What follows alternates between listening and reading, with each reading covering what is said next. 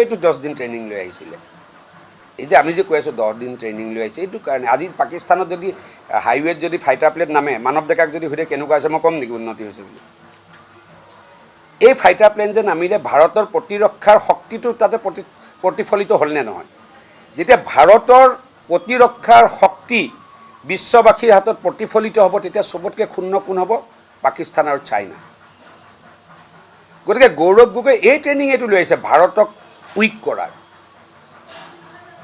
তেওঁ যে আমি যে কৈ থাকোঁ 10 দিন কিয় থাকি আহিছিলে এই ভাৰতক এইবিলাক প্ৰশ্ন কৰি পিনে উইক কৰাৰ কাৰণে কোনোবা পৃথিৱীৰ মানুহে এটা একদম আপুনি চাওক মই লুৰিণজ্যোতি গগৈকে ধন্যবাদ কিমান ভালকৈ কৈছে কালি কৈছে নাই মই কৈছোঁ যে ভাৰতৰ ডিফেন্সৰ কাৰণে কিমান দৰকাৰী এটা কালি কাম হৈছে মই কোৱা নাই এইটো জনসাধাৰণৰ কথা নহয় কৈছে যে জনসাধাৰণৰ কি উন্নতি হৈছে যদি প্ৰতিৰক্ষাই সুৰক্ষিত নহয় জনসাধাৰণ সুৰক্ষিত হ'ব নেকি সেনা বাহিনী কাৰ কাৰণে আছে জনসাধাৰণক প্ৰতিৰক্ষা বাহিনী কিয় কাৰণে আছে জনসাধাৰণক সুৰক্ষা দিবৰ কাৰণে তেনেকুৱা এটা কামো তেওঁ ডিমৰেলাইজ কৰিছে তে কাৰ উক্তিত কৰিছে যেনেকৈ পাকিস্তানত যদি এয়াৰ ষ্ট্ৰিপত হাইৱেত যদি এয়াৰ ষ্ট্ৰিপত ফ্লাইট পৰে তেতিয়া মোক প্ৰশ্ন সুধিলে যিটো উত্তৰ হ'ব আজি ভাৰতত পৰাৰ কাৰণে গৌৰৱ গগৈ সেই উত্তৰটো হৈছে গতিকে আৰু বেলেগকৈ ক্লেৰিফিকেশ্যন দিয়াৰ দৰকাৰ নাই এইবিলাকে প্ৰমাণ কৰে কালিৰ তেওঁৰ ষ্টেটমেণ্টটোৱে এইটোৱে প্ৰমাণ কৰিলে যে 10 দিন এইবিলাক কথা কেনেকৈ ক'ব লাগে সেয়া শিকিবলৈ পাকিস্তানলৈ গৈছিলে এয়াৰ শ্ব'টো আছিলে আমাৰ ৰাষ্ট্ৰীয় যিটো নিৰাপত্তা ক্ষেত্ৰত আৰু আমাৰ যিটো ডিফেন্স ষ্ট্ৰেটেজিৰ কাৰণে আমাৰ ছভাৰেণ্টিৰ কাৰণে এই এয়াৰ শ্ব'টো কৰা হৈছিলে মানে আমি কেপেবল যে আমি যদি যুদ্ধ বিমান ৰাস্তাত পেলাব পৰা কেপেবিলিটিটো আমাৰ বৈদেশিক পৰিক্ৰমা বিভাগৰ তৰফৰ পৰা যদি আমি চাওঁ যে অন্য দেশৰ লগত এইটো এটা চেলেঞ্জ হ'ব পাৰে কিন্তু আমি নিজকে দুৰ্বল কৰিছোঁ আমি দেশখনক দুৰ্বল কৰাৰ যিটো অভিপ্ৰায় আজি এয়াৰ শ্ব'টোৰ লগত এয়াৰফ'ৰ্চৰ এয়াৰ শ্ব'টোৰ লগত এয়াৰপৰ্টৰ চাহ কাপৰ কি তাতে জড়িত হ'বলগীয়া আছে মই সেইটো ভাবিয়ে পোৱা নাই এইখন হ'ল এয়াৰফ'ৰ্চৰ এয়াৰ শ্ব' আমি যিবিলাক বিমানেদি দিল্লী বম্বে যাওঁ সেই এয়াৰপৰ্টবিলাক হ'ল চিভিল এয়াৰপৰ্ট তাৰ চাহ কাপৰ লগত এয়াৰফ'ৰ্চৰ সুখয় বিমান এয়াৰফ'ৰ্চৰ মিৰাজৰ বিমান এয়াৰফ'ৰ্চৰ যিবিলাক বিমান তাত অৱতৰণ কৰিছে প্ৰধানমন্ত্ৰীয়ে নিজেই এয়াৰফ'ৰ্চৰ বিমানত অৱতৰণ কৰিছে তাৰ লগত এয়াৰপৰ্টৰ চাহৰ লগত কি সংলগ্ন আছে মানে যুক্তি আছে মই একো এতিয়ালৈকে বুজি নাপালোঁ কালি কিছুমানে ইয়াক এয়াৰপৰ্টৰ চিঙাৰা চাহৰ লগত তুলনা কৰিছে বাট এই প্ৰজেক্টটো সেই প্ৰজেক্ট নহয় ELF মৰাণ প্ৰধানমন্ত্ৰী ডাঙৰীয়া এনে অহা নাই it is a very high stake projects কালি কিছুমানে ইয়াক এয়াৰপৰ্টৰ চিঙাৰা চাহৰ লগত তুলনা কৰিছে বাট এই প্ৰজেক্টটো সেই প্ৰজেক্ট নহয় এইটো উত্তৰ পূৰ্বক ষ্ট্ৰেটেজিক ছিকিউৰিটি দিয়াৰ প্ৰজেক্ট এতিয়া ৰাছিয়া আৰু ইউক্ৰেইনৰ যুদ্ধ হৈ আছে আজিকালি যুদ্ধত গাঁৱত টাউনত বম নামাৰে ইনফ্ৰাত বম মাৰে যদি ডিব্ৰুগড় বিমানবন্দৰত বম পৰে তেতিয়াহ'লে ফ্লাইট ক'ৰ পৰা উৰিব যুদ্ধ জাহাজ ক'ৰ পৰা উৰিব এণ্ড ELF মৰাণ এইটো খুব ষ্ট্ৰেটেজিক লোকেশ্যনত this is 200 kilometre from China 70 kilometre from Myanmar so' কালি ইণ্ডিয়ান এয়াৰফ'ৰ্চৰ এয়াৰ চিফ মাৰ্শ্বাল প্ৰধানমন্ত্ৰীৰ উপস্থিতি ই চিঙৰা চাহৰ লগত নহয় it was a very strong message that India is ready to face enemy. If you remember, 1962 অসমক বিদায় দিয়া হৈছিল যে we cannot protect Assam. My heart goes for Assam. But today, আমি সিদ্ধান্ত লৈছিলোঁ প্ৰধানমন্ত্ৰী ডাঙৰীয়াই সিদ্ধান্ত লৈছিলে যে সেই বাক্যষাৰ যাতে ভৱিষ্যতে কেতিয়াও দোহাৰাৰ আৰু সময় নাহে চ' অৰুণাচল প্ৰদেশত ষ্ট্ৰেটেজিক ইনফ্ৰাষ্ট্ৰাকচাৰ হৈ আছে টাৱাঙলৈকে ৰেল লাইন যাব হাইৱে দুটা হাইৱে বনি আছে বাট অৰুণাচলৰ পিছতেই Assam is the backup state A strategic theatre যে অসম এখন in case of war, Assam is very, very strategic. So Moran ELF, the Numoligor Gopur terminal tunnel and railway corridor beneath the chicken neck, these are very, very important strategic projects. ৰাজপথত যে বিমান নায়িকটো উন্নয়ন হৈছে নাই এইটো আপুনি কি কয় উন্নয়নটো আপোনালোকে ইয়াৰ পৰা যদি দিল্লী যায় কিমান টিকেট কওকচোন ইয়াৰ পৰা ডিব্ৰুগড়ৰ পৰা দিল্লী টিকেট কিমান 18,000 19,000 20,000 প্লেনটো নামিছে আপোনালোকে এয়াৰপৰ্টত যাওকচোন এক কাপ চাহৰ দাম কিমান কওকচোন 100 টকা 150 টকা ই কি উন্নয়ন হ'ল 15,000 20,000 25,000 টিকেট কি উন্নয়ন নেকি এয়াৰপৰ্টৰ ভিতৰত আপোনালোকে 10 টকা এক কাপ চাহ খাব নোৱাৰে এইটো উন্নয়ন নেকি আপোনালোকে নিজে ভাবি চাওক এতিয়া মই আমাৰ লগত আমাৰ দুইগৰাকী নেতা আছে আমাৰ ৰকিবুল হুছেইন ডাঙৰীয়া আমাৰ তেখেতক এই সেকেন্ডত ভূপেন বৰা ডাঙৰীয়া চিধাই মোক এনেকৈ টাচ কৰিছে তুমি মনে মনে থাকাছো তুমি মনে মনে এইটো কি এইটো কেনেকুৱা কথা হ'ব পাৰে তেওঁতো মোৰ হাজবেণ্ড নহয় না মোৰ ভাই ককাই হয় তেওঁ মোক এনেকৈ কেলে টাচ কৰিব সেইটো কথা কোৱা মানে তেওঁলোকে চিধা বিজেপি গৌবেগ বিজেপি মুন্দাবাদ মানৱ ডেকা মুন্দাবাদ এইটো কেনেকুৱা কথা হ'ব পাৰে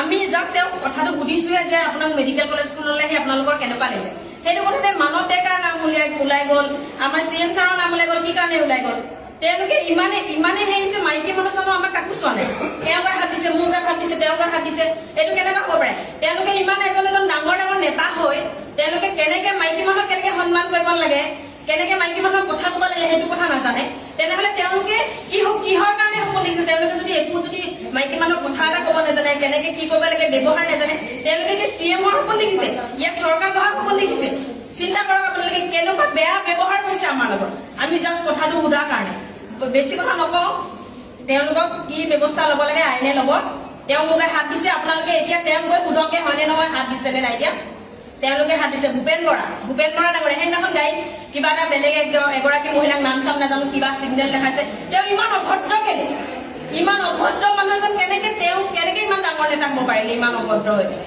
ইমান বেয়া ব্যৱহাৰ মাইকী মানুহ কেনেকে কথা ক'ব লাগে নাজানে কেনেকে কি কৰিব লাগে নাজানে এতিয়া বাহিৰত আপোনালোকে চাওকে কেনেকে চিঞৰ বাখৰ কৰিছে কেনেকে কি কৰিছে মাইকী মানুহৰ গাত আহি জঁপিয়াই পৰিছে তেওঁলোকে বিজেপি মুন্দাবাদ কৈ আমিতো বিজেপি কথা ক'বলৈ অহা নাই ইয়াত মাত্ৰ সুধিছোহে কেনেকুৱা পাইছে বাইদেউ ইয়াত কি হৈছিলে মানে আমিতো ইয়াত গৌৰৱ গগৈ আহিছে বুলি গম নাপাওঁ আমি জাষ্ট মানে ইয়াত আমি ইয়াৰে হয় আমি ইয়াতে কৰ্মচাৰী ইয়াতে মেডিকেলতে কৰি থকা আমি জাষ্ট গৌৰৱ গগৈ ডাঙৰীয়াক এটা কথাই সুধিছো যে আপোনাৰ ইয়ালৈ আহি কেনেকুৱা লাগিলে আমাৰ লখিমপুৰ মেডিকেল কলেজখনলৈ আহি আপোনাৰ কেনেকুৱা লাগিলে তেওঁ মানে চিধা এটা কথাই কৈছে আপুনি কোন হয় সুধিবৰ কাৰণে মই কৈছো মই ইয়াৰে মানুহ হয় ইয়াতে চাকৰি কৰি আছো ইয়াতে কৰি আছো সেইটো কাৰণে আপোনাক সুধিছো যিহেতু গৌৰৱ গগৈ নিজৰ পত্নীকে নিজৰ অসমত বোৱাৰী কৰিব নোৱাৰিলে তেতিয়াহ'লে তেওঁৰ ইয়াত কিহৰ মুখ্যমন্ত্ৰী হ'বলৈ তেওঁ সপোন মেলিছে Gaurav Gogoi go back Gaurav Gogoi go back যিজন সাংসদে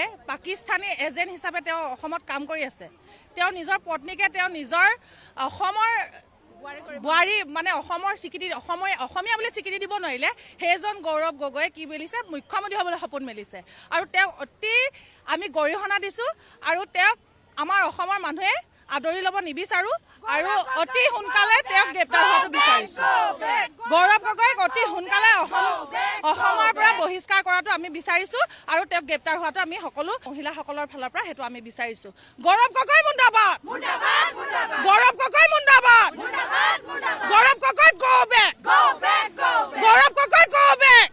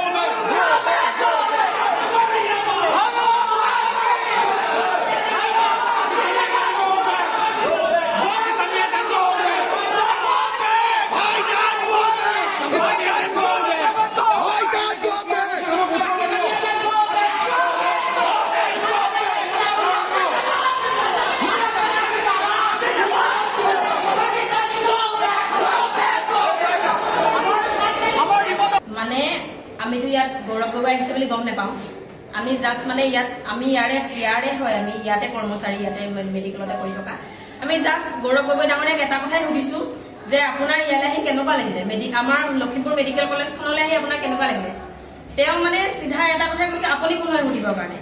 মই কৈছো মই ইয়াৰে মানুহ হয়, ইয়াতে চাকৰি কৰি আছো, ইয়াতে কৰি আছো, সেইটো কাৰণে আপোনাক সুধিছো। লগে লগে তেওঁৰ লগত থকা গুণ্ডাখিনিয়ে লগে লগে বিজেপি হয় সেইটো কথা ক'লে, সেইটো কথা গ'ল। ছেকেণ্ডত ভূপেন বৰা ডাঙৰীয়াই চিধাই মোক এনেকে টাচ কৰিছে, তুমি মনে মনে থাকাছো, তুমি মনে মনে, এইটো কি, এইটো কেনেকুৱা কথা হ'ব পাৰে। তেওঁতো মোৰ হাজবেণ্ড নহয়, না মোৰ ভাই ককাই হয়, তেওঁ মোক এনেকে কেলে টাচ কৰিব। সেইটো কথা কোৱা কাৰণে তেওঁলোকে চিধা বিজেপি গৌবেগ, বিজেপি মুণ্ডাবাদ, মানৱ ডেকা মুণ্ডাবাদ, সেইটো কেনেকুৱা কথা হ'ব পাৰে। আমি জাষ্ট তেওঁক কথাটো সুধিছোহে যে আপোনাক মেডিকেল কলেজখনলৈ আহি আপোনালোকৰ কেনেকুৱা লাগিলে। সেইটো কথাতে মানৱ ডেকাৰ নাম ওলাই গ'ল, আমাৰ CM ছাৰৰ নাম ওলাই গ'ল। কি কাৰণে ওলাই গ'ল, তেওঁলোকে ইমানে হেৰিছে, মাইকী মানুহ চানো আমাক কাকো চোৱা নাই। তেওঁৰ গাত হাত দিছে, মোৰ গাত হাত দিছে, তেওঁৰ গাত হাত দিছে, এইটো কেনেকুৱা হ'ব পাৰে। তেওঁলোকে ইমান এজন ডাঙৰ নেতা হৈ তেওঁলোকে কেনেকে মাইকী মানুহক কেনেকে সন্মান কৰিব লাগে, কেনেকে মাইকী মানুহক কথা ক'ব লাগে, সেইটো কথা নাজানে। তেনেহলে তেওঁলোকে কিহৰ কাৰণে সপোন দেখিছে। তেওঁলোকে যদি মাইকী মানুহক কথা এটা ক'ব নাজানে, কেনেকে কি কৰিব লাগে ব্যৱহাৰ নাজানে, তেওঁলোকে কি CMৰ সপোন দেখিছে, ইয়াত চৰকাৰ গঢ়াৰ সপোন দেখিছে। চিন্তা কৰক আপোনালোকে কেনেকুৱা বেয়া ব্যৱহাৰ কৰিছে আমাৰ লগত। আমি জাষ্ট কথাটো সোধাৰ কাৰণে, বেছি কথা নকওঁ। তেওঁলোকক কি ব্যৱস্থা ল'ব লাগে আইনে ল'ব। তেওঁ মোক হাত দিছে, আপোনালোকে এতিয়া তেওঁ গৈ সোধকে হয়নে নহয় হাত দিছে নে নাই। এতিয়া তেওঁলোকে হাত দিছে। ভূপেন বৰা ডাঙৰীয়া সেইদিনাখন গাড়ীত কিবা এটা বেলেগ এগৰাকী মহিলাক নাম চাম নাজানো কিবা চিগনেল দেখাইছে। তেওঁ ইমান অভদ্ৰ কেলে, ইমান অভদ্ৰ মানুহ এজন কেনেকে ইমান ডাঙৰ নেতা হ'ব পাৰিলে, ইমান অভদ্ৰ হৈ পেলাই, ইমান বেয়া ব্যৱহাৰ। মাইকী মানুহক কেনেকে কথা ক'ব লাগে নাজানে, কেনেকে কি কৰিব লাগে নাজানে। এতিয়া বাহিৰত আপোনালোকে চাওক কেনেকে চিঞৰ বাখৰ কৰিছে, কেনেকে কি কৰিছে। মাইকী মানুহৰ গাত আহি জঁপিয়াই পৰিছে তেওঁলোকে, বিজেপি মুণ্ডাবাদ কৈ। আমিতো বিজেপি কথা ক'বলৈ অহা নাই ইয়াত, মাত্ৰ সুধিছোহে কেনেকুৱা পাইছে। লখিমপুৰ কোনোবা বাইদেউ এজনীয়ে কৈ আছে কিবা ভূপেন দাই বোলে চুবলৈ গৈছিলে। মই বাইদেউজনীক কৈছোঁ, আপোনাৰ লাজ নালাগেনে, চৰম নালাগেনে? আপুনি ভূপেন বৰাৰ কেটেগৰীটো জানে নাই? আপোনাৰ নিচিনা মানুহক চুবলৈ যাব, বৰ লাজ লগা কথা দেই। ইমান গোকাত মিছা কথা কিয় কয়? একদম স্পষ্টভাৱে কৈছোঁ, কংগ্ৰেছেও ভুল কৰিছে, বিজেপিয়েও ভুল কৰিছে কালি। কিন্তু মোৰ কথাটো হ'ল, মই নদী নাৰী প্ৰসংগত আনি কৈছোঁ যে আপোনাৰ নিচিনা মহিলাৰ বাবে যোনগৰাকীয়ে, আপুনি যিমান ডাঙৰ মানুহ হয়, আপোনাৰ বেকত যিমান ডাঙৰ মানুহ আছে, আই ডোণ্ট কেয়াৰ। মই আপোনাক কৈছোঁ বাইদেউ, আপোনাৰ নিচিনা মানুহৰ বাবে আজি মানে হাজাৰ মহিলাই কান্দি থাকিব লগা হৈছে। কিয় জানে? আগতে এখন আইন আছিলে, ল'ৰাই যদি ৱাইফক বা কোনোবা ছোৱালীক যদি এনেকৈ হাত লগায় বা গালি পাৰে, তেতিয়া সেই মানুহজনৰ জেল হয়। কিন্তু আপোনালোকৰ নিচিনা মানুহে সেই আইনখন অপব্যৱহাৰ কৰিছিল, পুৰুষৰ ওপৰত মিছা বদনাম জাপি দিছিল, যাৰ বাবে সেই আইনখন আঁতৰাই দিলে। এতিয়া বহু মহিলাই তাৰ বাবে দুৰ্ভোগ ভুগিব লগা হৈছে। আৰু সেই দুৰ্ভোগৰ বাবে লাষ্টত গৈ মোৰ নিচিনা এজন মতা মানুহে নদী নাৰী জাগ্ৰত শক্তি অসম মহিলা সমিতি খুলিব লগা হৈছে। বুজি পাইছেনে আপুনি? আপোনাৰ নিচিনা মানুহে, ভূপেন বৰাই আপোনাক ইমানখিনি মানুহৰ আগত টাচ কৰিলে, অসৎ ইংগিত দিলে। এইটো যে এটা গোকাত ফাল্টু মিছা কথা, আজিৰ ডিজিটেল যুগত এইটো এটা মিছা কথা, গোকাত মিছা কথা। এইখিনিতে কওঁ, কংগ্ৰেছ কৰে, বিজেপি কৰে, কোনে কি কৰে মোৰ একো মতলব নাই। সেইটো চবেই জানে মই কেনেকুৱা পাগলা টাইপৰ মানুহ, চবেই জানে। কিন্তু কথাটো হ'ল, এনেই মানুহক বদনাম নিদিব, নাপায়। কাৰণ ৰাজনীতিবিদ কংগ্ৰেছৰে হওক বিজেপিৰে হওক বহুত কষ্ট কৰি ৰাজনীতি কৰে। ভূপেন বৰা মোৰ ঘৰৰ ওচৰৰ মানুহ, মই চিনি পাওঁ নহয় ভূপেন বৰাৰ চৰিত্ৰ কেনেকুৱা, ভূপেন বৰা মানুহটো কেনেকুৱা, ভূপেন বৰা কিমান শিক্ষিত। আপুনি ভূপেন বৰাৰ যিখিনি জ্ঞান আছে, যিখিনি কোৱালিটি আছে, আপুনি তাৰ এটা গুণৰো যোগ্য নহয়। ঠিক আছে, কালি তেওঁলোকে মানৱ ডেকাই কিবা সম্পত্তিৰ হিচাপ বিচাৰি ৰেলী কৰিছে, সেইটো বেয়া কাম কৰিছে। কাৰণ মানৱ ডেকাই সেইটো সমষ্টিত কাম কৰিছে, ৰঙানদী সমষ্টিত যথেষ্ট কাম কৰিছে। মই সেইটো গেৰেণ্টি দি ক'ব পাৰোঁ, কাৰণ মোৰ নিজৰ চকুৰ আগত সলনি হৈছে। যিবোৰ ৰাস্তাত যাবলৈ আমাৰ ভয় লাগিছিল, যিবোৰ ৰাস্তাত আমি গাড়ী চলাব নোৱাৰিছিলোঁ, এইবোৰ মানৱ ডেকাই ফিনফিনীয়া বনাই দিলে। সেইটোত মই মানৱ ডেকাক অল দ্য বেষ্ট দিছোঁ। আৰু কাম কৰক, আৰু ভাল কৰক, আকৌ বিধায়ক জিকাওক, ইমানলৈকে কোনোবাই ক'ব নেকি?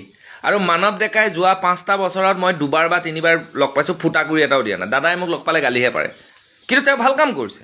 লখিমপুৰ সমষ্টিটোত বিশেষকৈ খুব ধুনীয়া কাম কৰিছে। কিন্তু মোৰ কথাটো হ'ল, কালি দেখিছোঁ সৰু কেইটামান ল'ৰা, আৰু এটা মোৰ দুখ লাগিছে, শংকৰদেৱ শিশু বিদ্যা নিকেতনত পঢ়া এটা ল'ৰা, তাক মই ইমান ভাল পাওঁ। আমি ৰাজনীতি কৰিব লাগিব। আমি কোনোবা যদি কংগ্ৰেছী কৰিছোঁ, বিজেপিৰ বিৰুদ্ধে কথা ক'ব লাগিব, বিজেপি কৰিছোঁ যদি কংগ্ৰেছৰ বিৰুদ্ধে কথা ক'ব লাগিব। কিন্তু মিছা অপবাদ দি নহয়, কাকো নিদিব। ৰঙানদী সমষ্টিটো যিজন নেতা আমাৰ ভূপেন বৰা, ভূপেন বৰা অকল ৰঙানদী বুলিয়ে নহয়, অসমৰ নেতা তেওঁ, কোৱালিটি থকা মানুহ, তেওঁ কথা ক'ব জানে, তেওঁ ৰাজনৈতিক বিচক্ষণতা আছে, তেওঁ যথেষ্ট গুৰু গম্ভীৰ মানুহ। এইটো দেখ জল পট কথা। আৰু মই এজন অসমীয়া হিচাপে মোৰ ঘৰৰ ওচৰৰ মানুহ এটা ভূপেন দাই হওক বা অন্যান্য বিজেপি, কংগ্ৰেছ, AGP যোনেই নহওক, যোন দলৰ মানুহ আহি অসমত এটা প্ৰতিষ্ঠা লাভ কৰিব, তাক মই সদায় চেলুট জনাম। কিন্তু মোৰ কথাটো হ'ল যে মিছা বদনাম দিয়া যে এই কাৰবাৰটো ৰাজনীতিত বেয়া কথা, কোনেও নকৰিব এইটো কাম। কাৰণ ৰাজনীতিবিদ এজনে জানে কিমান কষ্ট কৰি তেওঁ ৰাজনীতিৰ এডাওনাকে পাৰ হৈ আহে। আৰু আজিকালি মানুহ শিক্ষিত হ'ল, ডিজিটেল যুগত আছে বাইদেউ, বাইদেউ ডিজিটেল যুগত আছে মানুহ। আপোনাৰ কি দৰকাৰ? এতিয়া যদি কংগ্ৰেছে কয় যে আমি বোলে DC হেৰিটো বনাই থৈছিলোঁ, আপোনালোক তাত নোসোমাব বিজেপিৰ মানুহ, হ'ব নেকি? বোলে কংগ্ৰেছে যদি ক'ব বোলে আমি এইটো ৰাস্তা আমি বনাইছিলোঁ, তোমালোকে ইয়াৰ ওপৰত খোজ নিদিবা, তোমালোকে ৰিপেয়াৰিং কৰিছা ইয়াৰ ওপৰত, ইয়াত খোজ নিদিবা, হ'ব নেকি? আৰে কংগ্ৰেছ বিজেপিৰ বাদে আমি একোজন মানুহ, প্ৰত্যেকজনে মানুহ। মোৰ আজি খুব লাজ লাগিছে কালি পৰিৱেশটো দেখি, কাৰণ তাতে বহুত শ পেচেণ্ট আছিলে। মই দেখিছোঁ, মই ভিডিঅ'টো সম্পূৰ্ণ চাইছোঁ। সোমাই গৈছে, এজন অপজিশ্যনৰ লিডাৰ যাব পাৰে, গৈছে 4-5জন মানুহ লৈ, হাল্লা কৰিলেতো আৰু মানুহ, সিহঁতৰো পাৰ্টি তোমালোকৰো পাৰ্টি আহিবই। আৰু তাতে মানৱ ডেকাক কোনোবাই ৰুধিব পৰা শক্তি কোনোৱে নাই তাত, মই এইটো জানো। মানে ইলেক্ট্ৰিক মানে ভোটৰ কথা কৈ আছোঁ, ৰাইজৰ মন জয় কৰাৰ কথা কৈ আছোঁ। তেওঁ কাম কৰিছে কাৰণে তেওঁক ভাল বুলি কৈছে।